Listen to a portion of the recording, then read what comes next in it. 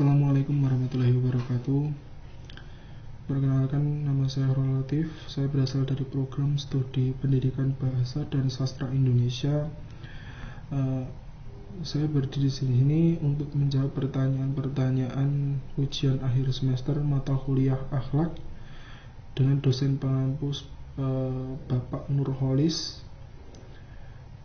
Ya, masuk ke pertanyaan pertama, yaitu adalah banyak cara yang bisa dilakukan bagi seorang anak untuk mewujudkan birrul walidain.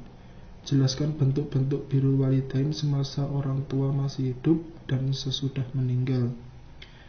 Baik, semasa masih hidup terdapat 4 bentuk birrul walidain. Saya mengutip dari buku Kuliah Akhlak karya Yunahar Ilyas. Yang pertama adalah mengikuti keinginan dan saran dari orang tua dalam segala aspek kehidupan, yang mana aspek pertama itu adalah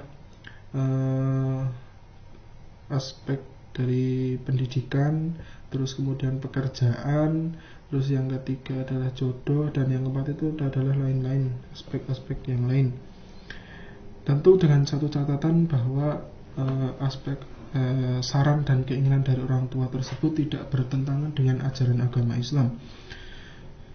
Yang mana jika keputusan dari keinginan dan saran dari orang tua tersebut bertentangan dengan agama Islam, maka seorang anak bisa menolak dengan cara yang baik, kemudian seraya berkata untuk meluruskan semua saran dan keinginan orang tua tersebut yang telah melenceng dari ajaran agama Islam. Yang kedua, bentuk yang kedua yaitu adalah menghormati dan memuliakan kedua orang tua. Yang mana kita tahu ibu telah mengandung, kemudian melahirkan, kemudian menyusui dan merawat serta membesarkan kita, dan bapak yang telah berusaha untuk menafkahi ibu dan anaknya. Dan yang ketiga adalah bapak menjadi pelindung bagi keluarga agar tetap aman. Terus kemudian untuk bentuk yang ketiga adalah membantu ibu dan bapak. Membantu ibu dan bapak ini adalah sesuatu hal yang wajib yang bisa kita lakukan baik secara fisik dan material. Yang baik secara fisik adalah kita membantu dua orang tua kita dalam kehidupan sehari-hari. Dan untuk yang sisi dari material, yaitu adalah apabila kita sudah bisa berdiri sendiri, kita bisa membantu orang tua dengan membelikan beberapa kebutuhan pokok ataupun kebutuhan primer dan sekunder yang diinginkan orang tua.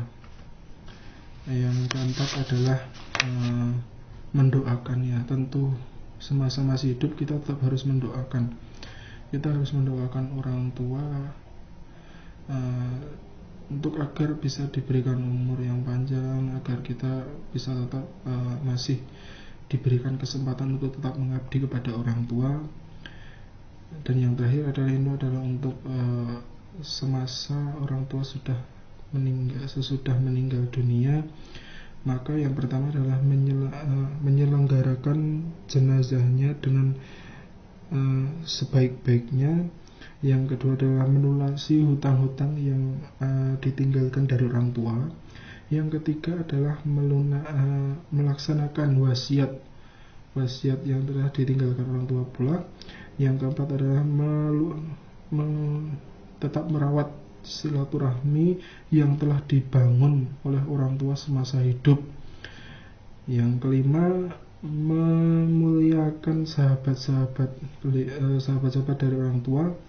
Yang keenam adalah mendoakan, ya, karena kita tahu mendoakan orang tua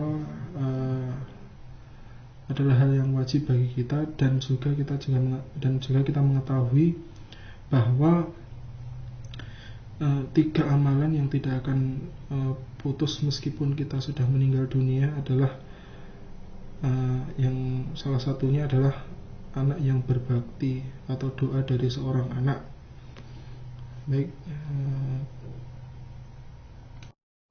Baik, kita akan masuk ke pertanyaan yang kedua, yaitu adalah mampu menikah adalah anugerah dari Allah Subhanahu wa Ta'ala yang diberikan kepada setiap umatnya, ya. Harusnya pada setiap hambanya.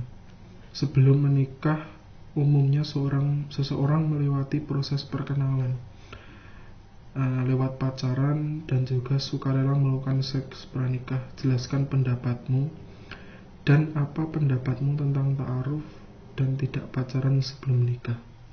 Baik, untuk pendapat saya tentang persoalan yang pertama tadi, pacaran dan bahkan dengan sukarela melakukan seks pranikah, menurut saya itu adalah hal yang salah, bahkan agama pun melarang, ya. Karena seks pranikah itu adalah bentuk, kalau dalam agama Islam itu disebut dengan perzinahan. Dan yang kedua adalah apa pendapatmu tentang ta'aruf dan tidak pacaran sebelum menikah, ya. Tidak pacaran sebelum menikah menurut saya adalah hal yang baik, karena itu kita bisa menjaga diri kita dari perbuatan zina. Karena yang mana kita tahu zina itu adalah sesuatu hal yang keji dan seburuk-buruknya jalan. Karena saya juga belum pernah ya punya pacar, ya saya juga tidak mengetahui gitu hal apa yang mereka bahas gitu kan. Terus tentu yang mana seorang laki-laki dan perempuan apabila mereka belum menikah atau mereka bukan mahramnya, tentu itu adalah hal yang haram kalau mereka berduaan. Setahu saya seperti itu. Apa pendapat tentang ta'aruf? Ta'aruf itu adalah ya semacam perkenalan gitu, tapi kan mereka merujuk pada hal-hal yang positif, ya. Itu yang saya ketahui, ya hanya sebatas itu saja, karena saya juga belum mengetahui, belum pernah juga punya pacar, jadi ya cuma katanya gitu aja. Ya, yang ketiga adalah pergaulan bebas dalam bentuk pacaran di kalangan muda-mudi, remaja, pelajar atau mahasiswa disinyalir menjadi salah satu akar masalah munculnya seks bebas dan prostitusi. Jelaskan 4 aspek pergaulan remaja. Baik, untuk akhlak pergaulan dalam Islam, yaitu adalah pergaulan muda-mudi, terdapat 3 hal yang perlu diperhatikan pergaulan dalam menurut agama Islam. Yang pertama adalah ta'aruf. Saat bersosialisasi wajib menggunakan ta'aruf untuk saling mengenal agar dapat membedakan sifat, kesukaan, agama, pergemaran, karakter, dan semua ciri khas pada diri seseorang. Yang kedua adalah tafahum. Langkah kedua yang harus dilakukan adalah tafahum atau memahami agar dapat mengetahui seperti apa dan orang atau komunitas yang sedang dikenal. Yang ketiga adalah ta'awum adalah saling tolong-menolong agar bisa menumbuhkan rasa cinta pada diri seseorang kepada kita. Sifat tersebut juga dapat sangat dianjurkan dalam Islam, ya. Nah, ini untuk masuk ke akhlak pergaulan muda-mudi. Yang pertama itu adalah menutup aurat. Islam mewajibkan laki-laki dan perempuan untuk menutup aurat demi menjaga kehormatan diri dan kebersihan hati dalam diri mereka. Aurat harus dijaga dan tidak boleh diperlihatkan pada lawan jenis agar tidak membangkitkan nafsu birahi serta menimbulkan fitnah, ya. Batas aurat laki-laki adalah anggota tubuh antara pusar dan lutut. Sedangkan batas aurat perempuan adalah seluruh anggota tubuh kecuali muka dan kedua telapak tangan. Yang kedua adalah menjauhi perbuatan zina. Ya, ini jelas, ya. dalam agama Islam tentu adalah zina adalah hal yang sangat buruk dan merupakan dosa yang besar, yang mana dalam pergaulan dengan lawan jenis harus dijaga jarak sehingga tidak ada kesempatan terjadinya kejahatan seksual. Jadi kita harus menjaga jarak antara namanya kalau ya, untuk laki-laki dan perempuan ya. Kalau dalam pergaulan ya kita harus menjaga jarak. Yang mana pada gilirannya itu kalau kita tidak menjaga jarak itu takutnya kejahatan seksual itu akan merusak bagi pelaku maupun bagi masyarakat umum gitu. Ya itu yang mana tadi adalah kedua akhlak pergaulan muda-mudi bentuknya gitu. Baik, kita akan masuk ke pertanyaan terakhir, yaitu adalah pergaulan bebas dalam bentuk maaf. Yang keempat adalah kita sekarang sedang menghadapi kerusakan alam yang sungguh mengkhawatirkan. Untuk menanggulangi kerusakan yang semakin parah, dibutuhkan perbaikan perilaku masyarakat dalam memperlakukan alam.